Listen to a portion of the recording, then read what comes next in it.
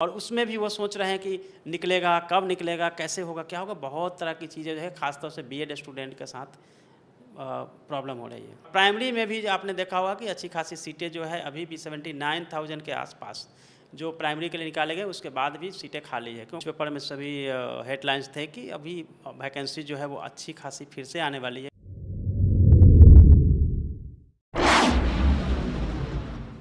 शिक्षक बहाली की परीक्षा खत्म हो चुकी है, परिणाम भी इसी महीने आने हैं।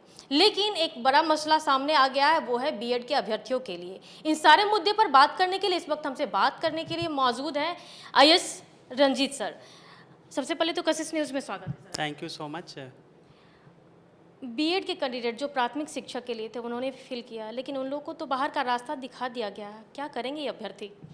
एक्चुअली क्या है कि जब 11 अगस्त को ऑनरेबल सुप्रीम कोर्ट का जो वर्डिक्ट आया था, उस ऑर्डर में क्लियर था कि डबल बेंच का था, वो डीबी का ऑर्डर था, जिसमें कहा गया था कि 18 जून 2018 का जो एनसीटीई का ऑलरेडी जो गजट थी उसको क्वैश कर दिया, नहीं समाप्त कर दिया गया। उसी के साथ जो है 11 अगस्त से पहले के जितने भी नियमावली है या जो शिक्षक नियुक्त हो चुके हैं उनके लिए तो कोई प्रॉब्लम नहीं, लेकिन उसके बाद जो है वो एनसीटीई का जो सर्कुलर था वही समाप्त हो गया है। तो उसके बाद जो वैसे भी उसका कोई फ्यूचर बच नहीं रहा था, लेकिन फिर भी बीपीएससी ने एग्ज़ाम लिया। एग्ज़ाम के बाद भी जो है अब संशय बना हुआ है और लोग लगातार प्रयास भी कर रहे हैं। जहाँ तक मुझे जानकारी है कि उसमें जो लार्जर बेंच होता है वो उसमें भी 3 जजों की बेंच होती है, उसमें से भी निर्णय जो है वो डीएलएड की तरफ ही गया है। उसमें बीएड वाले के लिए फिर से जो है सो निराशा उसमें लग रही है हाथ।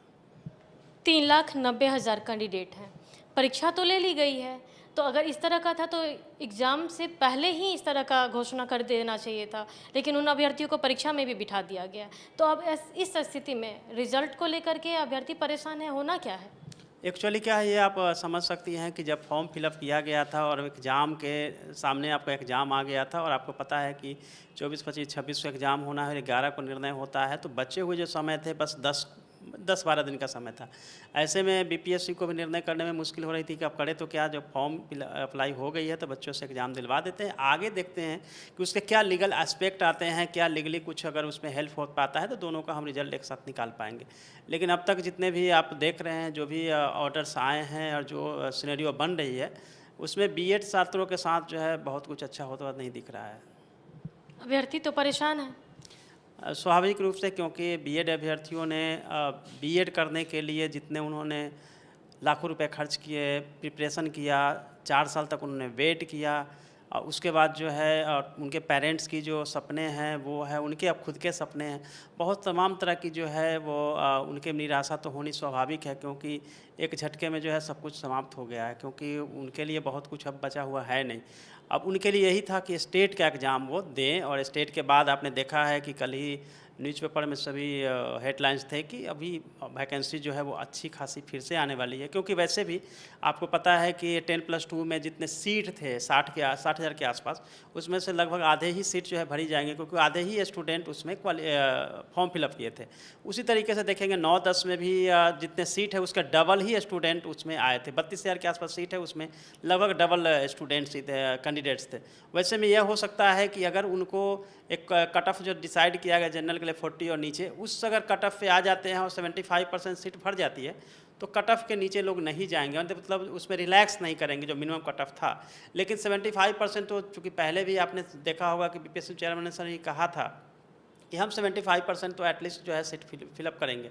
कुछ सब्जेक्ट हो सकते हैं जिसमें कि अगर फिलअप नहीं होता हुआ दिखेगा तो वो उसमें रिलैक्स करेंगे जो मिनिमम कट ऑफ है। तो उसमें से भी मुझे ऐसी आशा है कि उसमें से 9-10 में से भी कुछ सीटें, और 10+2 में से भी लगभग 30,000 के आसपास सीटें, और इधर से भी हो सकता है कि कुछ 5-10 हज़ार सीटें।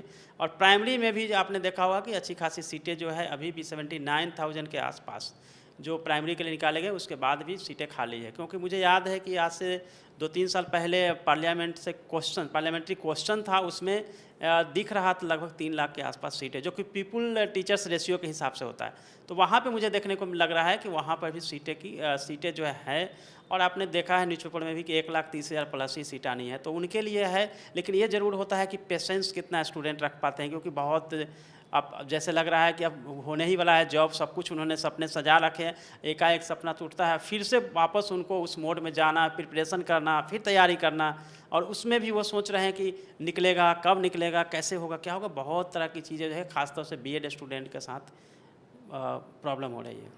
सर एक मैसेज आपसे लोग सुनना चाह रहे हैं कि बीएड के कैंडिडेट सुप्रीम कोर्ट गए हैं, क्या होना है, निराशा हाथ लगेगी या देखिए उसमें क्या होता है कि जब ऑनरेबल सुप्रीम कोर्ट का मैटर है तो उसमें तो कोई भी कमेंट्स नहीं कर सकता है, क्योंकि ऑर्डर इज ऑर्डर। एंड उसमें क्या होता है कि देखिए जैसे ही डीबी से निर्णय आया, उसके बाद लार्जर बेंच में जाता है, लार्जर बेंच में जो है 3 बेंच के जो होते हैं जज की, वो निर्णय भी आप लोगों ने देखा। अब जो है लार्जर बेंच 5 कॉन्स्टिट्यूशनल बेंच बनती है, उसमें फिर निर्णय होता है, 5 जजों की बेंच होती है। अगर उसमें मैटर जाता है और तब जो है जो बहुमत के आधार पे अगर मान लेते 3 जज एक तरफ जाते हैं बीएड वाले के साथ, तो वहाँ पे एक संभावना बनती हुई नज़र आती है। लेकिन चूंकि यह होता है कि एक बार जो निर्णय हुआ है और उन्होंने जो लॉजिक दिया है कि बीएड डीएलएड जो है वो 1 से 5 में उनके हिसाब से उन्होंने अपनी कौशल या फिर उनके पेडागोजी को पढ़ा है, और बीएड वाले जो हैं वो अलग हायर स्कूल के लिए होते हैं, माध्यमिक उच्च माध्यमिक के लिए होते हैं। लेकिन फिर भी आप पहले भी देख रहे होंगे कि एटलीस्ट उनको 6 मंथ का ब्रीच कोर्स करना पड़ता था, देन फिर वो जो है सो टीचर बन पाते थे। तो वहाँ पे हम कुछ अभी उसमें कमेंट नहीं कर पाएंगे, क्योंकि ऑनरेबल सुप्रीम कोर्ट से जो निर्णय आएगा उसके बाद ही कुछ कहा जा सकता है। यानी कि एक उम्मीद जताया जा सकता है कि राहत मिल सकती है क्या, क्योंकि सुप्रीम कोर्ट से राहत की उम्मीद ये अभ्यर्थी। देखिए बहुत सारी चीज़ें वायरल होती रहती है, चीज़ें आप ये भी देख सकते हैं कि अध्यादेश भी लाया जाएगा तो भी अपने पास ऑप्शन है, ऑप्शन की कमी नहीं है, बट उस ऑप्शन को कितना इम्प्लीमेंट किया जा रहा है, एग्जीक्यूट किया जा रहा है, उस पर डिपेंड करता है। अध्यादेश भी ला के भी उसको लाया जा सकता है, ऐसे बहुत सारी संभावनाएँ हैं।